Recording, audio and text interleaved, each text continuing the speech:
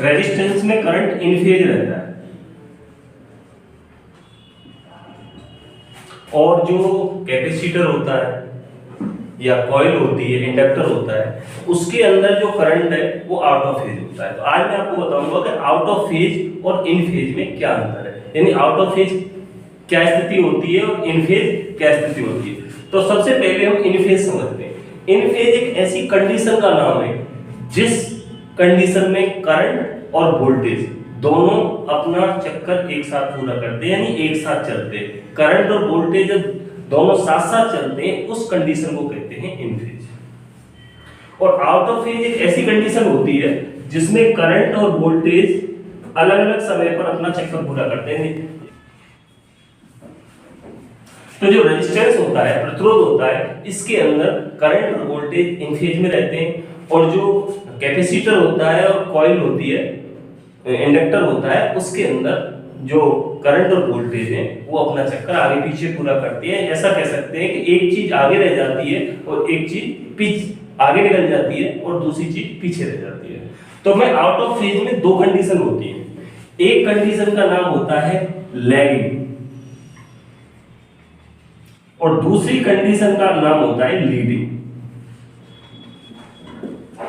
Lagging वो condition है या वो स्थिति है जिसमें करंट पीछे रह जाता है और वोल्टेज आगे निकल जाती है, यानी जो करंट की वेव है वो अपना चक्कर पीछे पूरा करती है और जो वोल्टेज की वेव है वो अपना चक्कर पहले पूरा कर लेती है। तो उस स्थिति को कहते हैं हम लैगिंग। और लीडिंग एक ऐसी स्थिति जिसमें करंट की जो वेव है वो अपना चक्कर पहले पूरा कर लेती है और वोल्टेज की वेव अपना चक्कर बाद में पूरा करती है, यानी ऐसी स्थिति जिसमें करंट आगे चलता है, वोल्टेज पीछे चलती है, उस स्थिति का नाम होता है लीडिंग। और ऐसी स्थिति जिसमें करंट पीछे चलता है, वोल्टेज आगे चलती है, उस कंडीशन को कहते हैं हम लैगिंग। तो सबसे पहले मैं आपको लीडिंग के बारे में बताता हूं।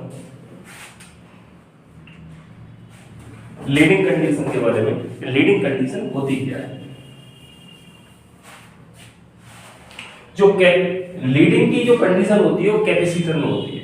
इसमें क्या होता है,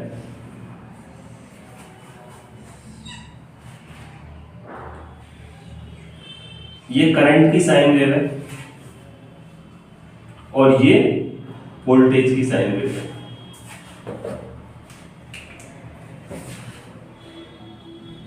ये वोल्टेज की वेव है। इस कंडीशन पर जो करंट की वेव है वो अपना चक्कर पहले पूरा कर रही है और जो वोल्टेज की वेव है वो अपना चक्कर बाद में पूरा कर रही है। इस स्थिति को कहते हैं हम लीडिंग।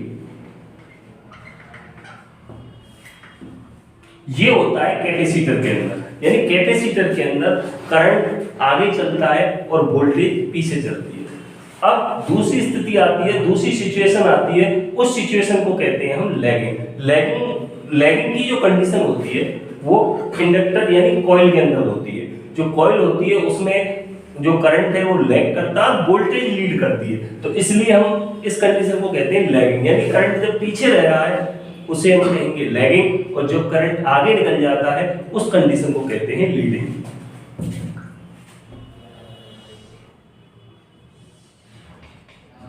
ये स्थिति है लैगिंग की और ये स्थिति है लीडिंग की। इस कंडीशन पर कैपेसिटर के अंदर जब हम करंट देते हैं यानी सप्लाई देते हैं तो वहां पर करंट लीड करता है और वोल्टेज लैग करती है, और जो आपकी कॉइल है, इंडक्टर है, उसके अंदर करंट लैग करता है, वोल्टेज लीड करती है। तो यहाँ पर जो सिचुएशन आती है उस सिचुएशन का नाम होता है लैगिंग और इस सिचुएशन का नाम होता है लीडिंग। अब इस जो मैं रेजिस्टेंस के अंदर बता रहा हूँ, रेजिस्टेंस के अंदर वोल्टेज और करंट दोनों एक साथ चलते हैं, यानी वोल्टेज और करंट अपना साथ साथ चक्कर पूरा करते हैं।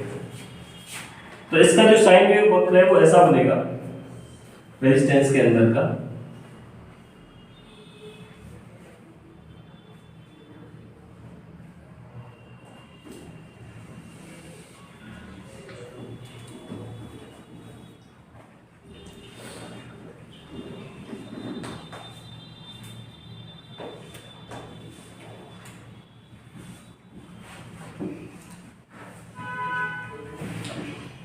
जो कैपेसिटर और जो कॉइल है इनके अंदर वोल्टेज और करंट अपना चक्कर आगे पीछे पूरा करते हैं। इसीलिए जो सिंगल फेज मोटर होती है वहां पर कैपेसिटर लगाकर एक फेज में से दो फेज बना दिए जाते हैं। यानी करंट एक कंडीशन में क्या होता है, जब कॉइल में करंट चलता है वहां पर करंट लैग करता है, और जब जो कैपेसिटर के थ्रू हम करंट देते हैं वो करंट लीड करता है। तो ऐसी कंडीशन में क्या होता है कि एक ही फेज में से दो फेज बन जाते हैं और अलग अलग समय पर विद्युत धारा बहने लगती है। मोटर में लैगिंग और लीडिंग का प्रयोग करके सिंगल फेज मोटर को चलाया जाता है, क्योंकि जब सिंगल फेज मोटर होती है उसमें एक कैपेसिटर लगाया जाता है एक कॉइल पर। स्टार्टिंग वाइंडिंग पर हम कैपेसिटर लगा देते हैं और जो रनिंग वाइंडिंग होती है उस पर हम कैपेसिटर यूज नहीं करते। तो उस कंडीशन में क्या होता है, एक वाइंडिंग में जो करंट लीड करता है और एक में लैग करता है। इस प्रकार हमें दो प्रकार के मैग्नेटिक फील्ड पैदा हो जाते हैं, यानी हमें एक ही फेज से दो फेज तैयार हो जाते हैं और जिससे सिंगल फेज